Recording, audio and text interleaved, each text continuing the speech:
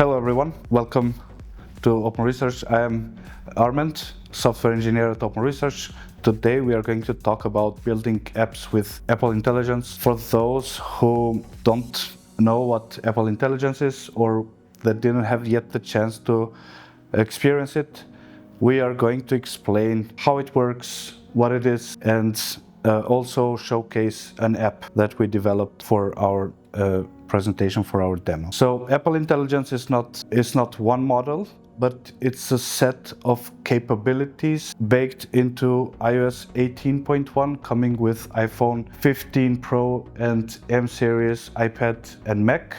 It is a system level, which means that has Siri, Spotlight, and shortcuts are all connected and has access to your app.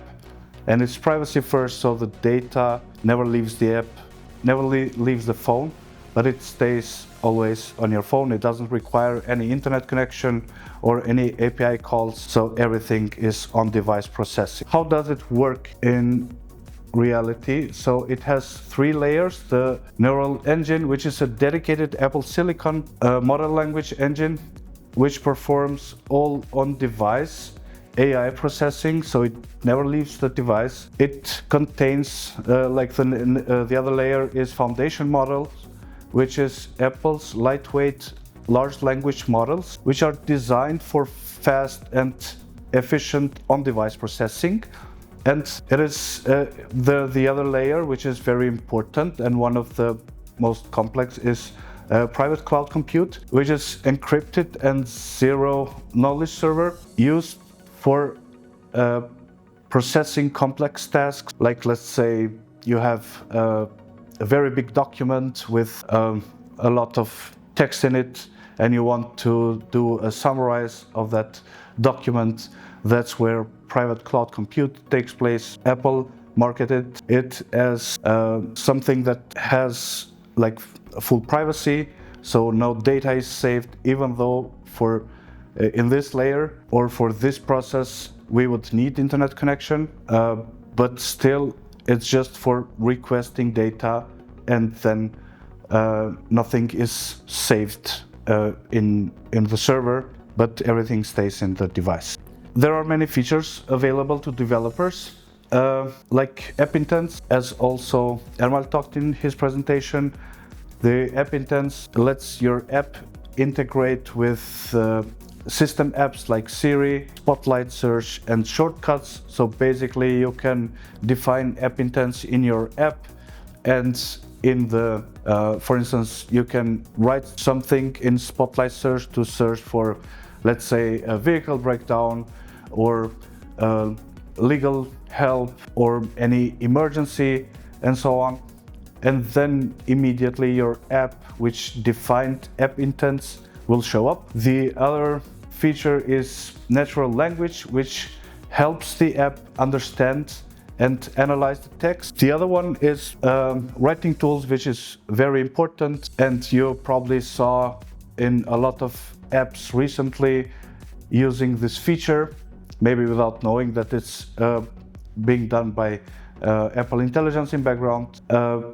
It is built in AI for rewriting, summarizing, and proofreading text. So in many apps recently you saw, like, for example, this social media apps or communication apps like WhatsApp or so, that there is a button to summarize a conversation, and that's all being done by Apple Intelligence in background. Another feature is Image Playground, which can generate images directly on the device using AI.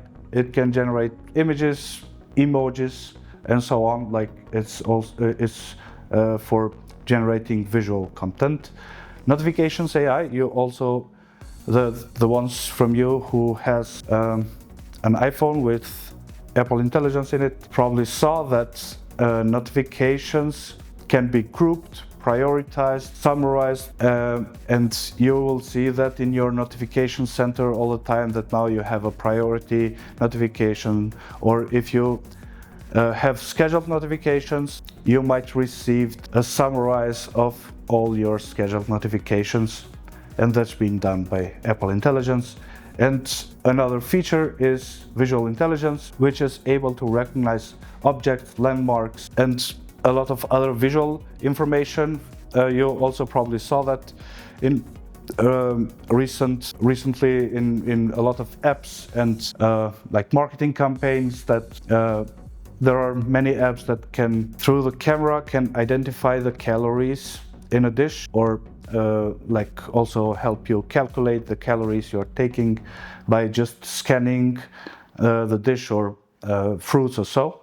And that's being done by Apple Intelligence. We developed, as said, a demo app and named TravelGuard AI. The purpose of this app is to help the travelers get important information when they need. It's completely on device, so 100% the data is on device, and we don't do any network connections or interactions in this case. There is no external API calls or so.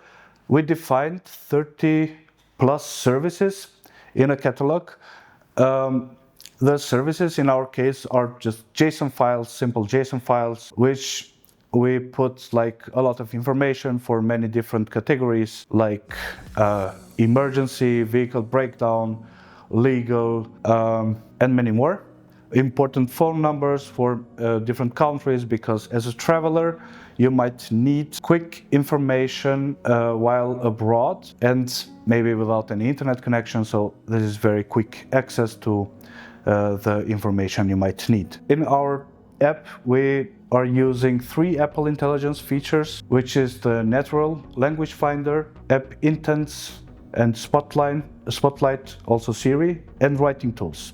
Natural Language Finder is to, so when the user types in a message, a text, like a query, the NLTagger classifies the intent on device, and then services gets ranked and shown by relevance score. App intents are defined within the app to make it possible to interact with system level, in this case with Spotlight Search, Siri, and shortcuts. And writing tools, in our case we used to summarize the results or our services based on the important stuff that we defined in the app. So this is how service is defined. On the left there is a part of service JSON. Of course we have many services. This is just an example. In this case we have vehicle breakdown. That's a dedicated category inside the app, and it contains important words which are relevant for us when we do the scoring and ranking and when we return results. In this case we defined keywords, phrases, and scenarios. Each of them will be given, as you see in the right example, will be given some points and a weight for each in order to get better results in the end and to show to the user only the most relevant results based on the user query. So this is how scoring and ranking works. So for name and category we add 10 or 5 points. For keywords, keyword and phrase, we add 3 points for keywords, and we add 5 points per phrase, because we, as said, we define keywords, phrases, and scenarios within the app. And if the user query hits a keyword, then we give more points because it is more relevant to the user request. We multiply that by weight. For scenario match, we add an additional of 2 to 6 multiplies by weight, and then we have emergency, urgent, and normal definitions, where we based on these cases we add 2, 1.5, or 1 for normal cases, and then this helps the results to be more relevant, and we return only 3 of in the end. Filtering works in a way that based on all the results that we can find in our database, we follow a filtering process. Like categories are defined in a way As said, many different categories in our case, like emergency, vehicle, medical, travel, legal, and so on. We have 3 different languages supported by our app, and this is where the NL language recognizer comes in place. So it identifies the language that is written by the user. In our case, we have English, German, and Albanian. There is a threshold filter, of course, which the results that score less than 0.5 are immediately excluded from the results. And then we have a limit filter.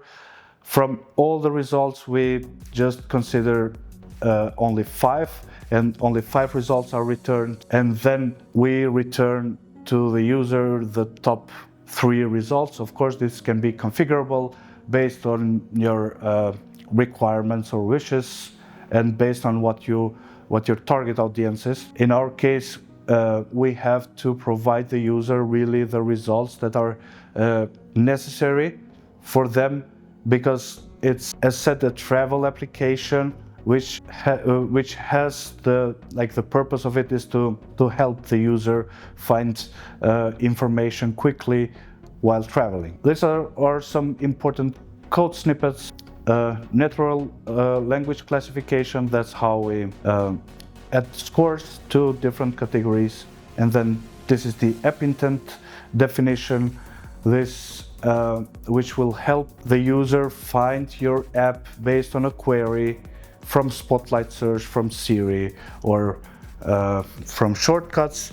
Imagine you're driving and you have an emergency, or whatever, you ask for a next petrol station. There are many scenarios that this could come in place, and you just ask Siri to provide the results for your request. Following, we are going to show a demo app which we built. Okay, here is a demo app we built. It is simple. It has only 3 tabs: Assistant, Services, and Emergency. The first tab is one of the most important parts of our application, where all the 3 Apple Intelligence features comes in, and combined they will give the results we request. Services, these are all the services that are defined by us. Of course, you can go in, open service details, and you will see what a service contains. We will talk more later.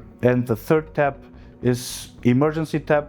This is a quick access to emergency number in this case for our company or our app, and it contains the most important numbers and informations that a traveler might need to know for EU countries and Balkan countries. Let's go back to Assistant tab. Here are some example queries, and each of them will give results based on the data that we have in our JSON files. For instance, let's say I need a tow track, and here we see only 3 results. On the right, you will see the relevance. How relevant is this to our query? And in the item description, you see what it matched to provide this result. Like for the first item, you can see that it matched the content, keyword, it matched the phrase, it matched the scenario, it matched the service keyword, and it matched the service scenario. And in this case, this is a top hit. Actually, this is the one result that is important for our query. The other 2 matched the service scenario, and the other one matched the content match and service scenario with a lower priority. So if we open the first one, towing service, it gives us the information about this service and all the necessary like contact and so on. And also we can do an AI summary, and this AI summary will go and analyze the service that we found, in this case towing service, and will give us the results based on what we defined in code. So in this case, it gives a quick summary of the service. Like in this case, it says Your vehicle cannot be repaired on the spot and must be towed to a workshop or a safe storage location, and which means in reality that your car, of course, is not able to move. Therefore, you need a towing service, and it just describes the service in a quick summary. Of course, this is very short. It can be longer. For instance, if you put a document, it will give you much more information based on your configuration that you define in your app. Let's take another example. For instance, I would say Austria important numbers, and it returns only one result in this case with a country match. And here you will see all the important phone numbers in Austria. There might be many different information based on what your database contains and so on. In this case, it offers also different other information rather than phone numbers. For instance, as you see, in Austria, there is also a standard emergency number, and there is also NLTagger for breakdown cases. NLTagger is one of the largest breakdown assistance companies in Austria. It's the biggest auto touring club, which contains many services. They provide many services, so it is of course included in the information for a country. We can try to think of some other country like Germany, important numbers. Okay, there is a typo. And it returns Germany. Here you will also see the important numbers. You see the category for this information, where they belong and where they come from. And also now for Germany, you see that ADSC is one of the biggest car clubs, and which offers breakdown assistance. So you can define many different information. Let's go and try the spotlight search. I hope it works. Car breakdown, and we have two results. One is top hit because it hits the app intent definition in our app, and that's why it's returned as the main or a top hit in the spotlight search.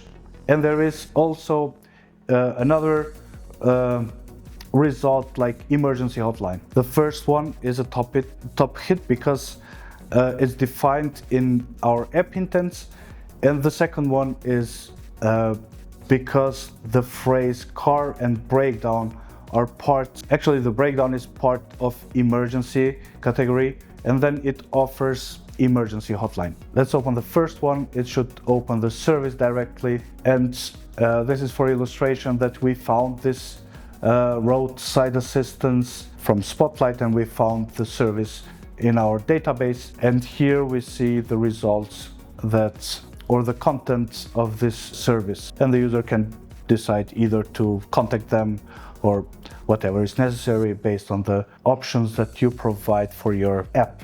We talked earlier about the services, so all the services we show in the app as well, so users can go and manually check each service to find information. And the emergency tab, as I stated earlier, is just a quick access for emergency, and it has the same data for each country, most important data while traveling abroad, and you might have an emergency. So this is back to my presentation. This is what we prepared for today's meetup. I hope you liked the presentation and the Apple Intelligence. I hope you got at least a bit of a feeling on also what you see in your daily life with your iPhone in different apps is built with Apple Intelligence. So thank you for your attention. If you have any questions, feel free. Thank you.